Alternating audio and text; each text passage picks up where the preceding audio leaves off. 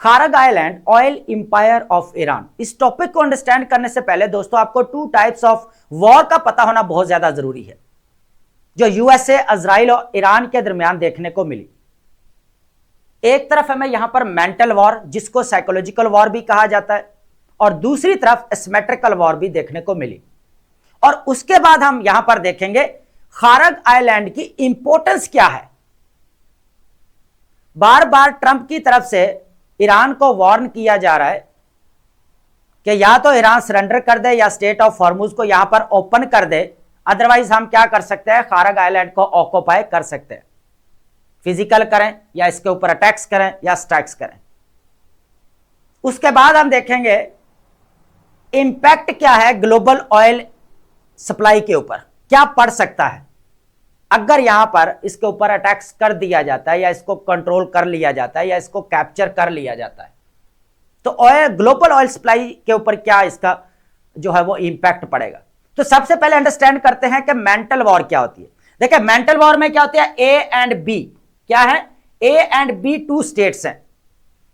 अब ए क्या करती है, यहां पर ए स्टेट्स बी के अगेंस्ट क्या करती है, यहां पर कुछ टैक्टिक्स अपनाती है, कुछ चालें ऐसे चलती है। फॉर एग्जाम्पल आप कह सकते हैं कि यहां पर deception, false propaganda, misinformation यहां पर क्रिएट करती है। किसके अगेंस्ट, बी के अगेंस्ट। क्यों करती है, ताकि बी का यहां पर जो मोरल लेवल है उसको डाउन किया जा सके, रादर देन फिजिकल। क्या, रादर देन फिजिकल। अब इसमें क्या होगा, प्रोपेगेंडा या क्या हो सकता है, मिस इंफॉर्मेशन। या तो वो ये कहेगा कि इतने स्ट्राइक्स किए जा चुके हैं, इतने अटैक्स किए जा चुके हैं, इतने लोग यहां पर मारे जा चुके हैं। तो यह चीज हमें यहां पर देखने को मिल रही है। तो अब बी क्या करेगा, बी भी इसको रिस्पॉन्ड करेगा, और वो भी फिर यहां पर देखने को मिलेगी मेंटल वॉर या साइकोलॉजिकल वॉर। हमें जब दोनों की तरफ से कुछ प्रोपेगेंडास कह सकते हैं, मिस इंफॉर्मेशन कह सकते हैं, यहां पर स्ट्राइक्स को लेकर, अटैक्स को लेकर, के इंफ्रास्ट्रक्चर्स को कितना तबाह किया, इंस्टॉलेशंस को कितना डिस्ट्रॉय किया यहां पर, तो इस तरह की इंफॉर्मेशन दे सकते हैं, जो बिल्कुल यहां पर कह ले कि एक एज ए टैकर्स, एज ए जो है ना एक चाल चली जा रही होती है। उसमें अगर कह लें हकीकत तो थोड़ी बहुत ही नजर आती है। ठीक है, हकीकत हो भी सकती है लेकिन थोड़ी बहुत नजर आती है। बार बार वार्न किया जाना, बार बार स्ट्राइक्स की बात की जानी, बार बार अटैक्स की बात की जानी, ठीक है, इसको बोला जाता है साइकोलॉजिकल वॉर। अब एसिमेट्रिकल वॉर क्या है, ए एंड बी है।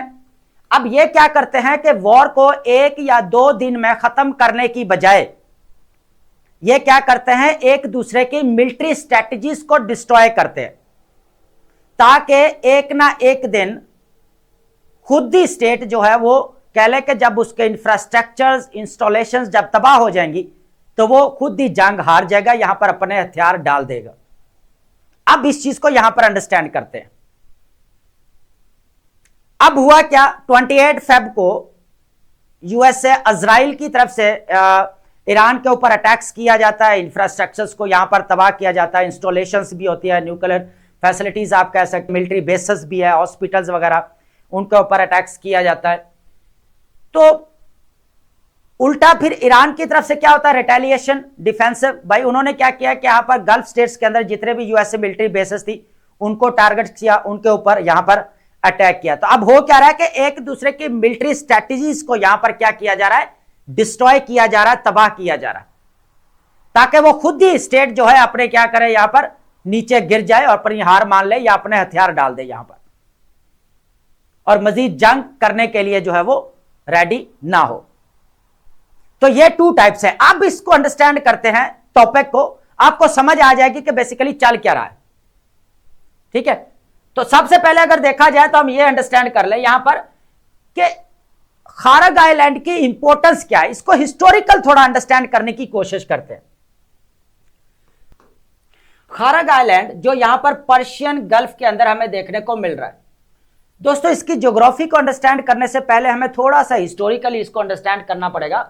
14th सेंचुरी से, 14th सेंचुरी में क्या होता है कि जो किंगडम ऑफ हॉर्मुज है वो क्या करते हैं कि खारग आइलैंड के ऊपर पूरा कंट्रोल हासिल कर लेते हैं और इसको as a trade hub use किया जाने लगता है।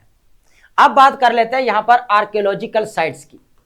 तो आर्कियोलॉजिकल साइट्स की अगर बात की जाए तो यहां पर हमें मीर मोहम्मद शहरैन भी देखने को मिल सकते हैं। उसके बाद यहाँ पर डच गार्डन भी देखने को मिल सकता है, डच फोर्ट भी देखने को मिल सकता है। ये आर्कियोलॉजिकल साइट्स भी यहाँ पर हैं। लेकिन अब बात करते हैं इंपॉर्टेंट जो 20th सेंचुरी इरा है, इसके अंदर जो डेवलपमेंट्स हुई है इस खारग आइलैंड के ऊपर, इसको भी देखते हैं। वन बाय वन जो है इसको डेट्स के थ्रू अंडरस्टैंड करने की कोशिश करते हैं। लेकिन उससे पहले थोड़ा सा इसकी ज्योग्राफी के ऊपर बात करते हैं। देखिए दोस्तों, अगर यहां पर देखा जाए तो ये गल्फ स्टेट्स है। यहां पर आपको कतर भी मिल जाएगा, बहरीन भी है आपका। यहां पर अगर देखा जाए सऊदी अरेबिया भी आपको नीचे देखने को मिलेगा। इधर सारा जो है आपका ईरान जो है यहां पर देखने को मिल सकता है, ठीक है। और यहां पर अगर देखा जाए तो स्टेट ऑफ हॉर्मुज है, जिसके जरिए अगर पूरी जो है 90% ऑयल जो कहा जा रहा है ईरान का, वो यहां से बेसिकली सप्लाई होता है और किधर जाता है, एशियन कंट्रीज को, जिसमें आपका जापान भी है, साउथ कोरिया, चाइना, इंडिया, ये जितने भी कंट्रीज है वहां पर ऑयल की सप्लाई होती है। अब बात कर लेते हैं कि इसकी लेंथ कितनी है। कि अगर खारग आइलैंड की देखें, लेंथ की बात की जाए तो यहां पर कहा जाता है कि ये 5 माइल्स, कितना, 5 माइल्स, जो तकरीबन 8 किलोमीटर बनता है। कितना, 8 किलोमीटर बनता है। अब इसकी बात करें विड्थ की, तो विड्थ कहा जा रहा है इसका जो है वो 2.5 माइल्स आप कह सकते हैं यहां पर, या आप ये भी कह सकते हैं 4 to 5 किलोमीटर आप इसकी विड्थ कह सकते हैं यहां पर।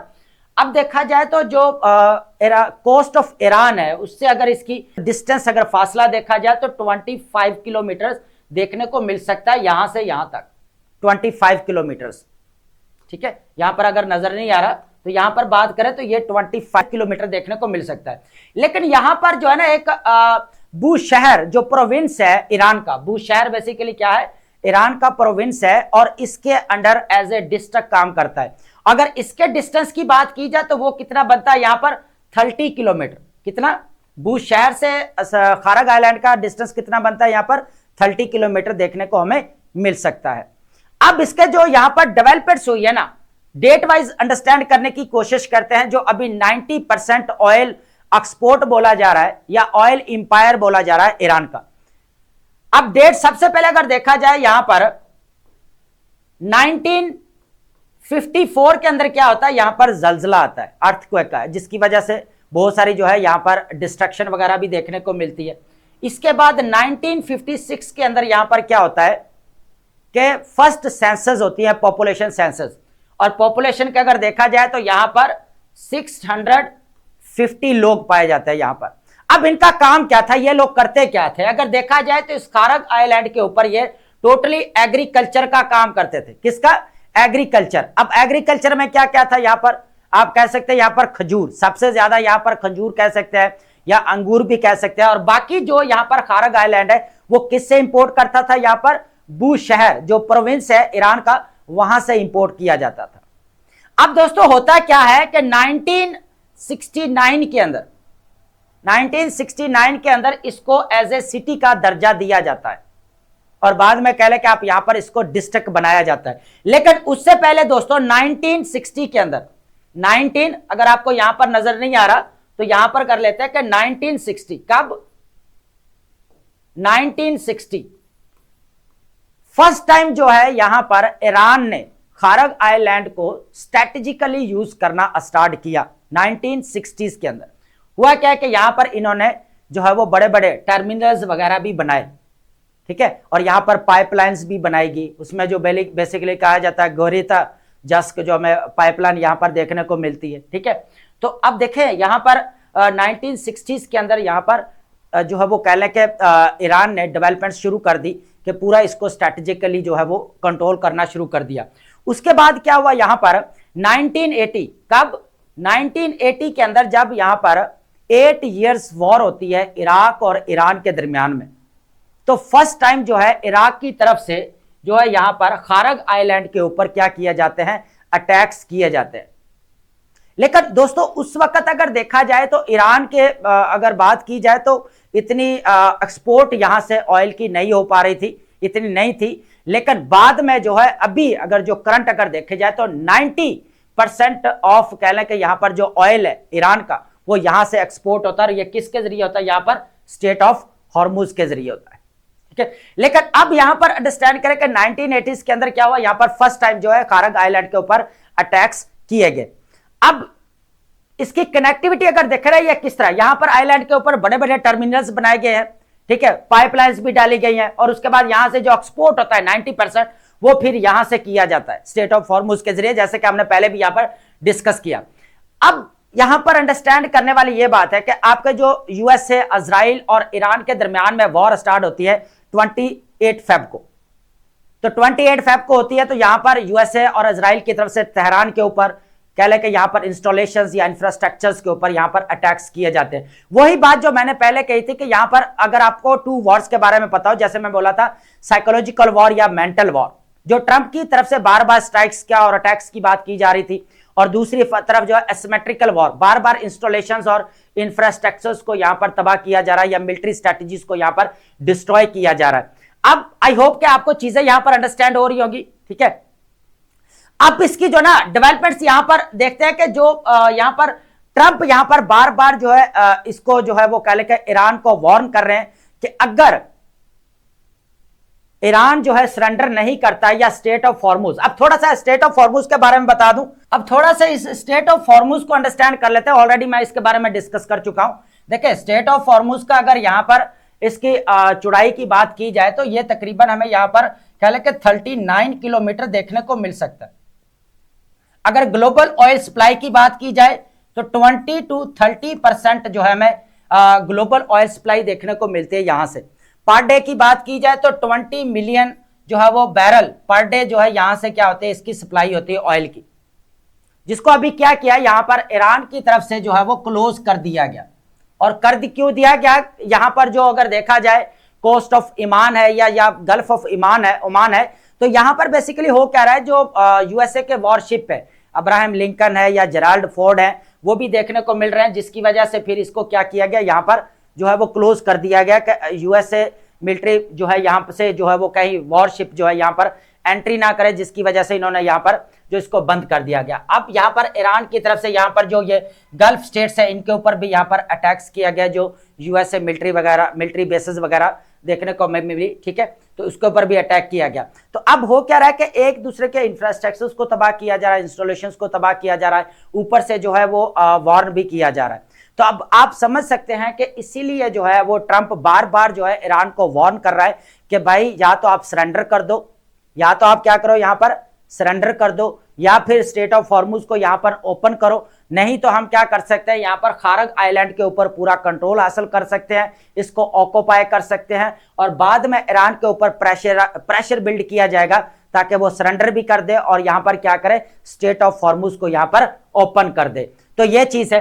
तो अब यहां पर कुछ रिपोर्ट्स भी यहां पर कहते हुए नजर आ रही है, और अकॉर्डिंग टू ट्रंप अगर देखा जाए तो उन्होंने भी कहा है कि हम यहां पर खारग आइलैंड के ऊपर जो है कुछ अटैक्स किया है, जो बेसिकली ईरानियन जो मिलिट्री बेसिस है उनको अटैक्स किया गया है, रिफाइनरीज या ऑयल वाले जितने भी टर्मिनल्स हैं उनको अटैक नहीं किया गया। लेकिन अगर ईरान यहां पर सरेंडर नहीं करता तो हम अटैक्स कर सकते हैं। अब इसका कोई प्रूफ तो यहां पर देखने को नहीं मिला, उन्होंने यहां पर जो बात की, लेकिन बाद में जो यहां पर कुछ न्यूज एजेंसी की तरफ से यहां पर कहा गया है कि तकरीबन 15 एक्सप्लोजन जो देखने को मिले खारग आइलैंड के ऊपर, लेकिन टर्मिनल्स को यहां पर जो है वो कह लें कि या जितने भी ऑयल रिफाइनरीज हैं उनको यहां पर जो है वो अटैक नहीं किया गया, बल्कि जो है ईरानियन जो मिलिट्री बेसिस है उनको अटैक्स किया गया यहां पर। तो अब यह चीज भी है। उसके बाद है ऑयल सप्लाई की अगर बात करें, देखें स्टेट ऑफ हॉर्मुज के जस्ट बंद होने से 50% जो है यहां पर ऑयल की प्राइसेस, ऑयल एंड गैस की प्राइसेस बढ़ी यूरोप के अंदर। आप यहां पर अंदाजा लगाएं कि आपका जो यहां पर ऑयल है वो कितना यहां पर हो चुका है, आपका क्रूड ऑयल अगर बात की जाए यहां पर जो बात 120 to 150 यहां पर डॉलर, कितना 120 to 150 डॉलर जो हमें पर बैरल देखने को मिल रहा है। इतना एकदम से जो है प्राइसेस जो है यहां पर बढ़ती हुई नजर आई सिर्फ स्टेट ऑफ हॉर्मुज के बंद होने के बाद। तो आप अंदाजा लगाएं अगर यहां पर खारग आइलैंड के ऊपर अटैक किया जाता है जहां से 90% ऑयल एक्सपोर्ट होता है, तो कितना बड़ा लॉस यहां पर हो सकता है। तो अब यही वही बात है कि एक तरफ यहां पर जो है हमें मेंटल वॉर, साइकोलॉजिकल वॉर देखने को मिल रही है, और दूसरी तरफ हमें एसिमेट्रिकल वॉर देखने को मिल रही है। तो आई होप आपने लेक्चर अंडरस्टैंड किया होगा, and thank you so much.